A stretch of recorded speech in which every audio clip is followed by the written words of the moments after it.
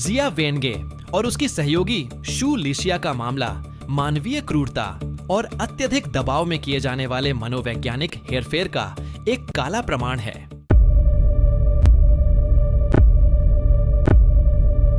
उन्नीस और 1991 के बीच चीन के हीलोंगजांग प्रांत के नेह शहर में हुई यह घटना आधुनिक इतिहास के सबसे भयानक सीरियल मर्डर मामलों में से एक है, जिसे अक्सर नेह कॉर्प्स डंगोन कहा जाता है। इस आतंक की शुरुआत नवंबर 1990 में नेह के एक रेलवे स्टेशन से हुई। 26 वर्षीय शिक्षिका शू लिशिया अपने पति के साथ हुए झगड़े के बाद स्टेशन पर अकेली और उदास बैठी थी।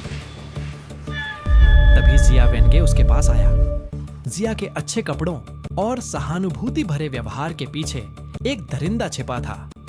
उसने शू की लाचारी का फायदा उठाया और उसे अपने घर पर आश्रय देने का लालच दिया। घर पहुंचते ही जिया का असली चेहरा सामने आ गया। उसने शू को नशीला पदार्थ दिया और उसे अपने घर के फर्श के नीचे बने एक गहरे सूखे कुएं में फेंक दिया। जब शू को होश आया तो उसने खुद को सचमुच अंधेरे के गड्ढे में पाया। वहां की सिंधरी बदबू असहनीय थी। जैसे ही उसकी आंखों ने अंधेरे में देखना शुरू किया, उसे एहसास हुआ कि वह वहां अकेली नहीं है। वह जिया के पिछले पीड़ितों की सड़ती हुई लाशों के बीच थी। जिया ने उसकी आत्मा को तोड़ने के लिए व्यवस्थित रूप से मनोवैज्ञानिक और शारीरिक प्रताड़ना शुरू की।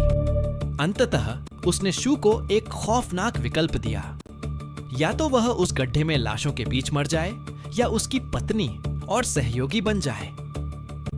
अपनी जान बचाने की आदिम इच्छा से प्रेरित होकर शू ने दूसरा विकल्प चुना और एक पीड़ित से एक शिकारी बनने के सफर पर निकल पड़ी। अगले 1 साल तक नेह शहर एक अदृश्य आतंक की चपेट में रहा। महिलाएं और बाद में पुरुष भारी संख्या में गायब होने लगे। शू लिशिया जिया के लिए मुख्य चारा बन गई।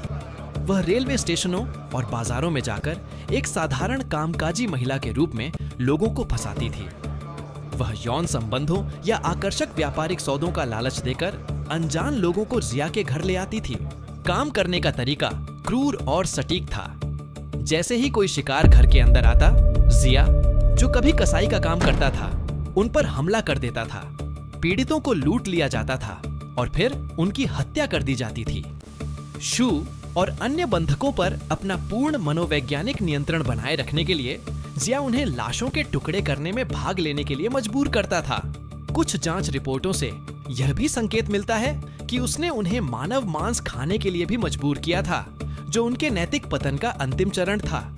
जिया के घर का पर्दाफाश अंततः 1991 के अंत में हुआ। इसकी जांच तब शुरू हुई जब एक व्यक्ति जिसे घर लाया गया था वहां से भागने में सफल रहा और पुलिस को सूचना दी।